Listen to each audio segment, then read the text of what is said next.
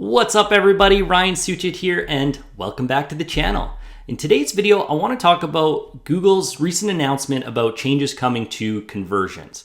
And it doesn't seem to be rolling out very fast, so most of you probably haven't seen this yet, but I was auditing an account recently and I did see it, so I figured it'd be a great time for me to walk you through some of these changes. So first, a disclaimer, I know there's 127 campaigns, it's not my account, so don't bother me, okay? So first thing, we are in the conversions area. Obviously it looks very different. So the first thing you'll notice is conversions are now separated into categories. So purchases, store visits, lead forms, and these categories you can, as you add new conversions with these categories, they'll kind of change and so on and so forth, but that's just how they're separated. And the reason for that is because now there's account default goals. So this, for example, is an e-commerce store. So purchases are obviously super important. So each of these conversions, if you have some of them set as primary, what's basically going to happen is when you create a new campaign, this is an account default goal, so purchases are now going to be used by that campaign. And that means they're going to show in the conversions column, and Google's going to use these conversions in their automated bidding signals. Okay, but that's if you have them set as primary. But there's also cases where you'd have some as primary and maybe some as secondary. So for example, let's say you're a company and you want leads, right? Like a home services or something.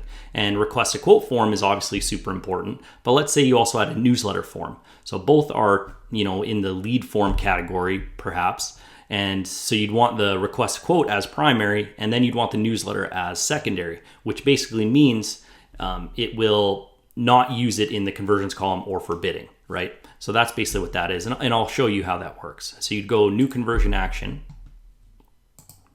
All of this is very similar. You'd go submit lead form.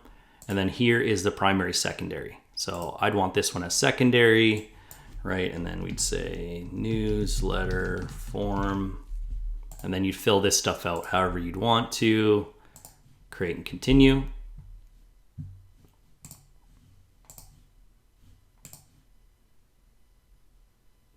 And then here we go.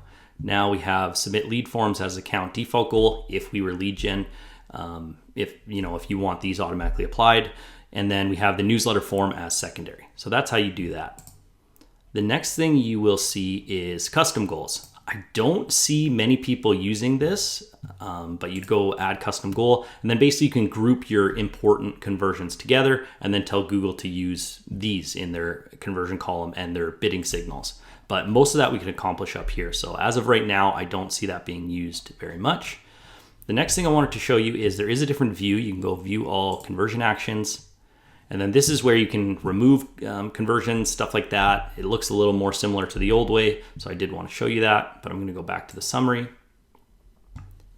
And then the last thing I'm going to show you is what this looks like when you're creating a campaign, because it is a little bit different. So I'm going to go back. Campaigns, new.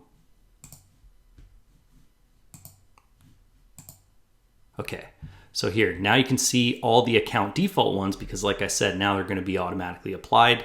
And then you can also add extra goals that weren't in the account default. So there's one here. There's only going to be ones here that if you had added extra kind of goals and they're set to primary, then those are going to show here and you can manually add them to the campaign later. But then of course the account defaults are going to be there. So pretty straightforward, guys. We're really accomplishing the same thing as we were before. So there's nothing really new, but still important to learn because this seems to be where they're going to move in the future, probably the very near future. So I hope that helps. If it did, please subscribe and make sure notifications are turned on so you can find your way back. See you in the next video.